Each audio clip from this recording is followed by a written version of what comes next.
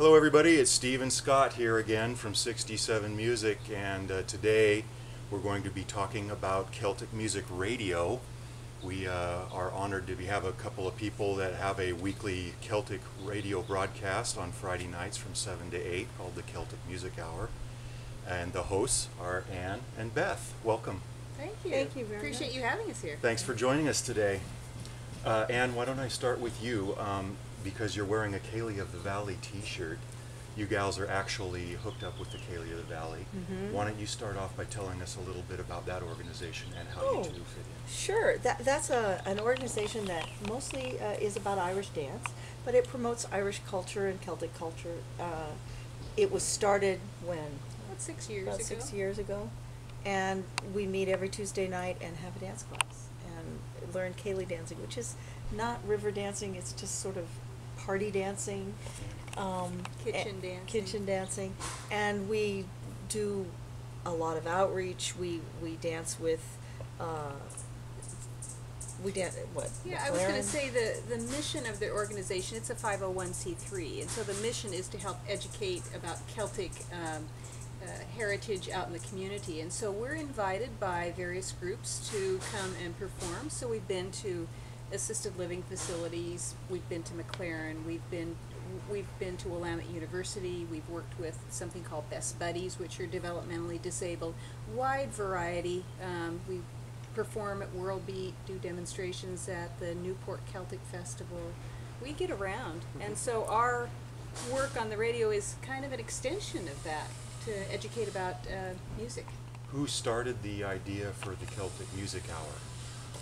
That would be the president of the Ceili of the Valley Society, Carl, and he said, "Well, we're going with this. Who's gonna do the show?" And I don't remember it exactly that way.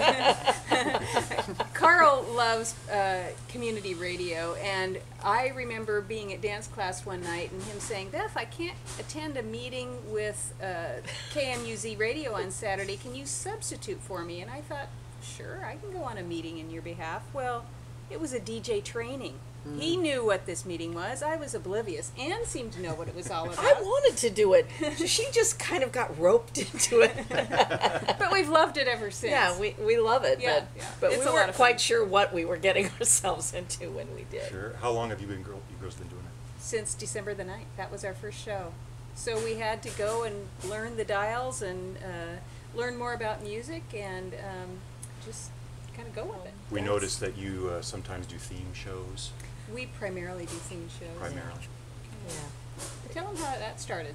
Well, didn't it start with the lullabies? Or, It did. Yeah, yeah. Somebody at the station was having a baby in the show before us, one of the hosts, and so Beth said, "Let's do some lullabies." But we also did a Celtic Christmas show before that. But And we did a Rock in the New Year show before that. yeah, Mhm. yeah, that was With fun. Celtic rock.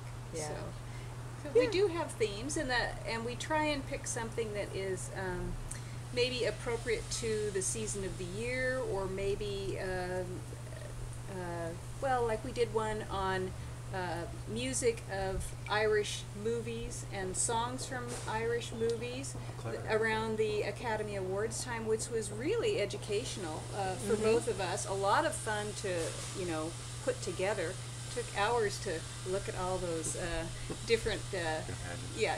It was a lot of fun. But we did talk about the Easter one. Yeah, with the Easter one, Good Friday, we had one, and it was all contemplative Celtic music, and there's a lot of religious Celtic music, but there's also John Doan, who teaches at Willamette University.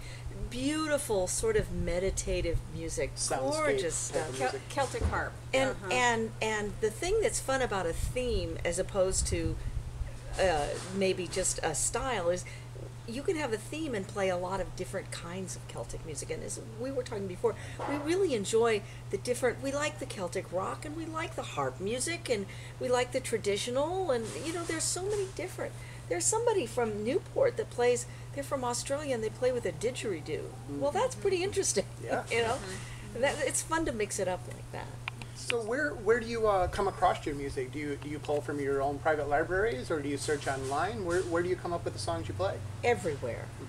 we started with the stuff we had and the stuff that everybody in Ceili of the Valley had. They were very kind in bringing in all their music and telling us what they liked and recommending things. And then as we've met more musicians, we play a lot. We try really hard to play as much local Northwestern musicians, Celtic Wonderful. music, because there's so much here. There is. There's a wealth of things here, and we went to a fundraiser for Finn McGinty up at Alberta Street Public House a while ago, and that was about February, I think. And while we were there, I spoke with Mikey's partner, Chris, and I said, "Who's your favorite Irish musician?" And she mentioned Triana O'Donnell, I'm going to say that wrong, which is Micheál O'Donnell's sister. And so I looked that up, and Anne looked it up, and suddenly we were aware that these 3 family members had been in at least 5 different groups, if not 6. We did a whole show on just them, which Yeah. we thought was fantastic. Micheál and Triana and Mairead, just gorgeous stuff. Fascinating how those tentacles can go Isn't it so amazing? far. And Yeah. some of them lived in Portland and worked with Kevin Burke, who works out of Portland, who's famous and has worked with everybody, I think. Exactly. And everything from traditional to they pretty much started Celtic New Age music. Yeah, they So were with the Windham Hill gorgeous. group, with a group called Night Noise and things. I mean, we I just remember Night Noise. Yeah. Beautiful, Yeah. beautiful stuff. They started out, these 3 siblings, as a group called Skara Bray, which is they have beautiful music, and that's from the 70s. So we just, one thing leads to another, and here we are. But it's not just Irish. We do Welsh, we do Breton, we did some from Galatia last night. Lots of Great, lot of Scottish, variety. lot of Scottish, and we had a Burns night, of course, in January. We played all Scottish, but we try to play a lot of different. And there's a group in Portland named Mistral that plays a lot of Breton that we Yes. played. So KMUZ, now that's community radio. That is And community radio. as I understand it, it has kind of a limited broadcast area. Well, it's stationed, the license is based out of Turner, which is just outside of Salem, but it's available on the internet at kmuz.org, so anybody worldwide can listen to us. You just That's have to know the fantastic. time. And in fact, they do. I have cousins in the UK that listen to it. Isn't that exciting? It is. It's really thrilling. Yeah. So just as a side note, Friday nights, local Pacific daylight time at the time of this interview is 7 p.m.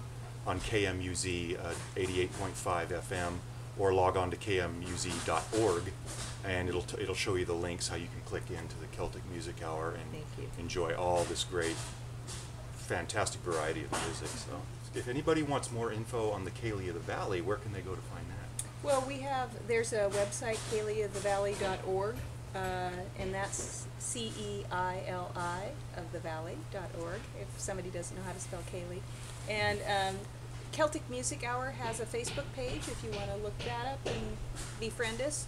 You'll at least get updates on our themes, and we can certainly, connect you with Ceili of the Valley.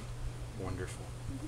Well, Beth, Anne, thank you very much again for joining us today. Thank you very Thank you. much. And It's a Scott and I pleasure. appreciate Looking meeting forward you. to the next show. Yeah. Thank you. Good. Thank you. And we encourage you to check out those websites. So until we talk again, Scott and I from 67, take care. Bye-bye.